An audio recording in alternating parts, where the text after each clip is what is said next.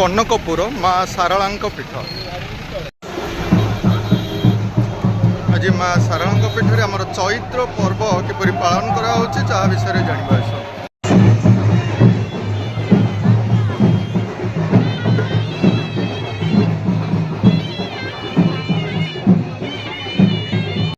चैत्र पूर्णिमा बासी आमर कैवर्त बंधु मान द्वारा माँ सारला पीठ में घोड़ा नाच होता है। घोड़ा मैंने आसी था सुंदर अतीतर ऐतिह्यर बार्ता आम समाज को दि जाऊँगी। आसतु से विषय किसी जान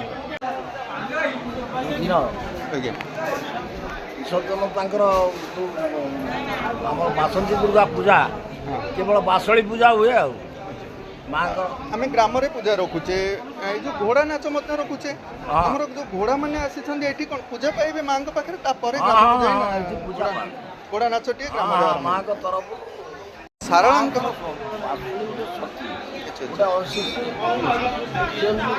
पटचंडी भुवनेश्वरी काकटपुर मंगला जाजपुर बिरजा बासली पूजा माँ सारला बासंती दुर्गार आवाहन पूजा स्थापना आम सारला मंडल कैवर्त महासंघ तरफ माँ सारला पीठ में जो उत्सव पालन करा उत्सव आम आम माँ विशेषत्व माँ अनेक भिडियो माने अतीत सेयार कर महोत्सव विषय किसी जानवा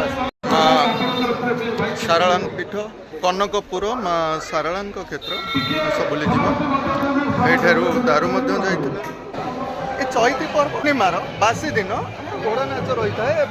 बंधु मैंने सारला मंदिर को आसी था जे से कहते बासली माँ ओषा और माँ सारला पीठ में आसी किसी घोड़ा नाच रखी था यहाँ पर किसी विशेषत्व सब थाए।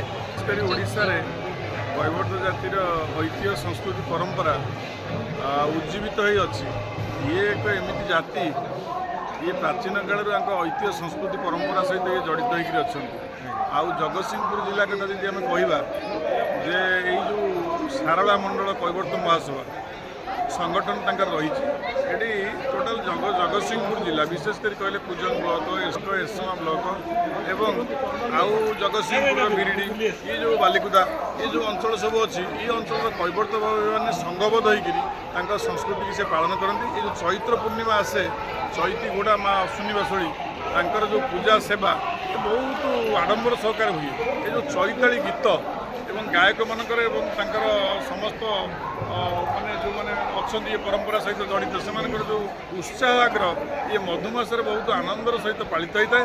ये माँ पीठ में जो कार्यक्रम गोटे परंपरा कार्यक्रम अनेक प्राचीन काल पूर्व जो मैंने जो मैंने थे से कार्यक्रम कर जानी आपणकर सारला मंडल कैवर्त महासभार पूर्वतन सभापति आम कुजंगर बलरामपुर कैलाश चंद्र बेहरा एवं वर्तमान सभापति प्रहलाद बेहरा विशेष भाव में ये कार्यक्रम को त्वरान्वित कर माँ मैंने इतने संपूर्ण सक्रिय सहयोग करते ये अंचल अनेक घोड़ा माँ बासुड़ी एवं सब आसती ये समस्त कार्यक्रम होता है। ये गोटे दिन यहाँ चैत्र पूर्णिमा परदिन कराए आउ गोटे दिन रोज कौन आउ गोटे दिन रोज कौन से दिन हूँ आपंकर पणा संक्रांति पणा संक्रांति से उत्सव थाए परदिन से खटणी करते समस्त भाव में जाति ज्ञाति समस्त एकत्रित हमें लगी रो माँ पाखे मुझे प्रार्थना कर माँ सारला ये जाति प्रति सदय रुँ कृपा करूँ ये जातिर बहुविध उन्नति हो समस्त ये कही आपन को आपण चैनल अनेक अनेक धन्यवाद बहुत बहुत धन्यवाद। माँ सारला पीठ को आम आसीचे आम जानवा टे आज ये जो पर्व पालन करा पर्व विषय टे जानवा चाहूँ कह आमर चैत्र महोत्सव कैव्रत मानकर तेणु आमर बहु आडंबर आमर सारला पीठस्थल को बहु बहु जगार सब पंचायत घोड़ा मान निमंत्रण कर मुख्य लोक मैंने भी आम सागर सहयोग कर भावुँ ये परंपरा बजाई रहा ठीक कहीं माँ सारला कृपार ये अंचल आज आमर संपूर्ण रोगमुक्त भी अच्छा सुस्थ अच्छा तेणु आम चाहूँ ये ସେମିତି ଚାଲି ରହିଥାଉ। ଆଗାମୀ ଦିନରେ ଯେମିତି ଆମର ପାଇଁ କିଛି ଅସୁବିଧା ନ ହଉ, ମା ଶାରଳା ଆମକୁ କୃପା କରନ୍ତୁ।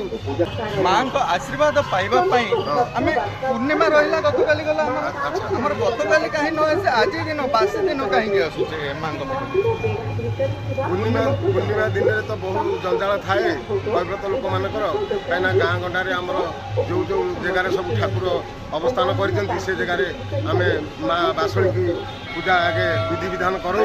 ତାପରେ ସେକେଣ୍ଡ ଦିନ ଆମର ପ୍ରୋଗ୍ରାମଟା ରହିଥିବାରୁ ଆମେ ଆସିଛୁ। ପରଦିନ ଆପଣମାନେ ଆସିଛୁ ଆଜ୍ଞା। ମାଙ୍କ ପାଖରୁ ଆଶୀର୍ବାଦ ନେବା ପାଇଁ ଯାହା ବି ହଉ ବହୁତ ବହୁତ ବହୁତ ଧନ୍ୟବାଦ।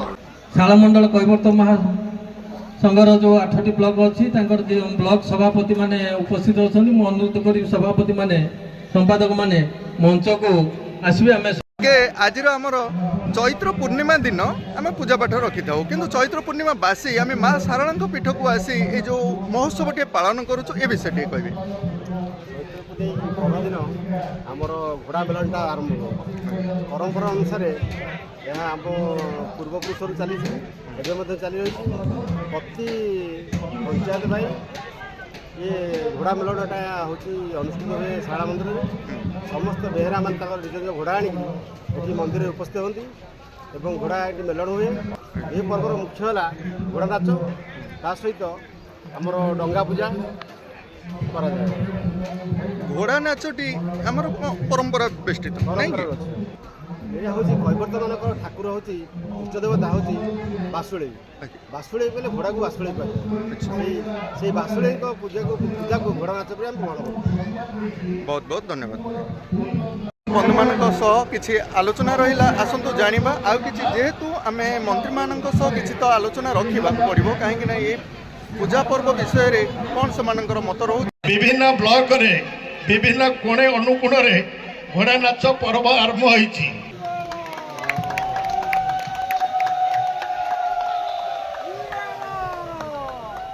जय माँ सारला, जय माँ बासेली।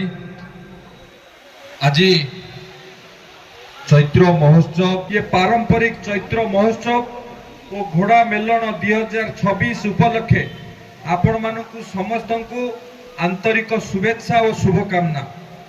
एवं ये उत्सव रे आपण माने मते निमंत्रण करथिबारु एवं आपण मानक गहन रे जोग देवा मो पाई एक सौभाग्यर विषय। यही अवसर रे स्थानीय अंचल रे बसवास करुथिबा नौ वाणिज्य परंपरा रो जो दुर्दश नाविक माने सेमानकर दयाद मानकु मोर आंतरिक शुभेच्छा और शुभकामना। आपण मानकर ये सुंदर कार्यक्रम आम संस्कृति परंपरा ऐतिह्य को उज्जीवित करने सहित माँ बासळी को आराधना करने सहित आम जिलार अधिष्ठित देवी माँ सारला माँ झंकड़ पाखरे आज ये जो कार्यक्रम आयोजन होउची निश्चित भाव में आपण मानकु धन्यवाद एवं कृतज्ञता ज्ञापन करी। तेणु अनुष्ठान तरफ बहुत बहुत धन्यवाद। माँ सारला पाखरे आमे प्रार्थना करिबा। बासेली काहु कहबा, बासेली विषय टे जानिबा। चैत्र पूर्णिमा दिन बासळी पूजा अश्विनी बासळी पूजा है प्रति वर्ष अश्विनी बासळी पूजा करूँ जो हई मेला से जाऊ गीत गाऊ।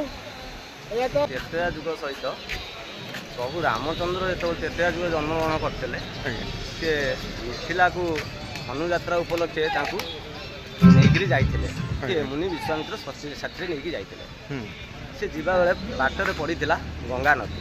ये गंगा नदी रे ये धीवर नावटी धरी बसी था कि अहल्या नारी पथर पाषाणी की नारीटी परिणत होता।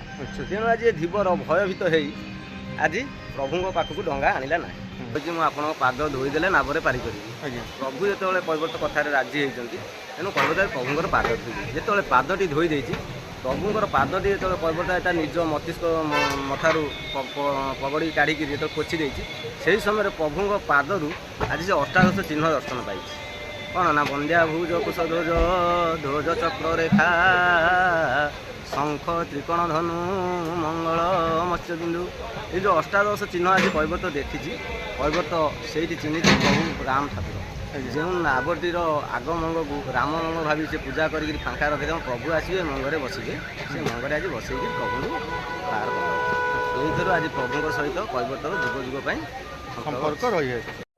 ଚୈତ୍ର ମାସ ପୂର୍ଣ୍ଣମୀ ଦିନ ଭିଡ଼ା ହୁଏ। ପୂର୍ଣ୍ଣମୀ ଦିନ ଠାରୁ ତାର ଆଜି ପ୍ରଭୁଙ୍କର ଆଦେଶ ଅଛି 8 ଦିନ ପର୍ଯ୍ୟନ୍ତ ସେ ଇଷ୍ଟ ବାସେରେ 8 ଦିନ ପର୍ଯ୍ୟନ୍ତ ପୂଜା ପାଇବେ। 8 ଦିନ ପରେ ସେ ହେଉଛନ୍ତି କଟା ଦେବୀ, ମୁଣ୍ଡ କଟା ମୁଣ୍ଡ, ପୁଣି ସେ ମୁଣ୍ଡ କଟା ହେଇକିରି ମେଲାଣି ନେଇ ଯାଇ ଆସ୍ଥାନରେ ରୁହନ୍ତି। ଆଉ ଯେଉଁ ଜାଗାରେ ରୁହନ୍ତି ଗୃହର ଐଶ୍ୱନ୍ୟ କଣରେ ମା ଆଜି ବିରାଜମାନ କରନ୍ତି। ଆଉ କୈବର୍ତ୍ତ ନାରୀ ତାଙ୍କୁ ବର୍ଷ ଧରି ପୂଜା କୈବର୍ତ୍ତ ନାରୀମାନେ ହିଁ ପୂଜା କରିପାରିବେ, ଆଉ କିଏ ପୂଜା ନା। କରିପାରିବେ? ବ୍ରାହ୍ମଣ ତାଙ୍କ ପୂଜା କରନ୍ତିନି, କେବଳ କୈବର୍ତ୍ତ ନାରୀମାନେ ତାଙ୍କ ପୂଜା କରିବେ ବର୍ଷ। ଆଉ ତାଙ୍କର ଯେଉଁ ପଣାଟି ଦିଅନ୍ତି ସେ ପଣାର ନାଁ ହେଉଛି ଶୀତଳୀ। ପଣାର ନାଙ୍ଗ ଶୀତଳା। ଶୀତଳା। ସେ ପଣାରେ କ'ଣ ଭିନ୍ନତା ଥାଏ ସାଧାରଣ ପଣା? ସାଧାରଣ ପଣାରୁ କିଛି ଭିନ୍ନତା ନାହିଁ, କିନ୍ତୁ ମାଆଙ୍କ ଯେମିତି ଆମର ଜଗନ୍ନାଥଙ୍କ ପ୍ରସାଦ ନାଁ ହେଲା ମହାପ୍ରସାଦ, ଆଉ ଅନ୍ୟାନ୍ୟ ଦେବୀଙ୍କର ପ୍ରସାଦ ଭୋଗ କୁହାଯାଏ, ତେଣୁ ଇଏ ମାଆଙ୍କର ପ୍ରସାଦ ହେଉଛି ଶୀତଳା। ଏ ପଣାର ନାଁ ପ୍ରସାଦର ନାମ ହେଉଛି ଶୀତଳା। ସତ୍ୟ ଯୁଗରୁ ରହିଯାଇଛି। ସତ୍ୟ ଯୁଗରେ ସତ୍ୟଦାସ ନାମକ କୈବର୍ତ୍ତ ପ୍ରଭୁଙ୍କର ପାଦ ଧୋଇ ଦେଇଥିଲା। ଆଉ ଦ୍ୱାପରରେ ଦ୍ୱୈତ ନାମକ କୈବର୍ତ୍ତ ସେ ବି ପ୍ରଭୁଙ୍କ ପାଦ ଧୋଇ ଦେଇଥିଲା। ତ୍ରେତୟାରେ ଦାସ ନାମକ କୈବର୍ତ୍ତ ସେ ପ୍ରଭୁ ରାମଚନ୍ଦ୍ରଙ୍କ ପାଦ ଧୋଇ ଦେଇଥିଲା। ଆଉ ଏ କଳି ଯୁଗରେ ଯେଉଁ ଆମର ଚୈତନ୍ୟ ମହାପ୍ରଭୁ ନିଜେ ଭଗବାନ ରୂପୀ ତାଙ୍କୁ ବି ଗଙ୍ଗା ନଦୀରେ ଏ ପାଦ ବି ଧୋଇ ଦେଇଥିଲା। ତେଣୁ ୟାର ଯୁଗ ଯୁଗ ପାଇଁ ଏଇ ପ୍ରଭୁଙ୍କ ସହିତ ତାଙ୍କର ସମ୍ପର୍କ ଅଛି, ଯୁଗ ଯୁଗ ପାଇଁ ନାଁ ରହିଅଛି। ବହୁତ ବହୁତ ଧନ୍ୟବାଦ।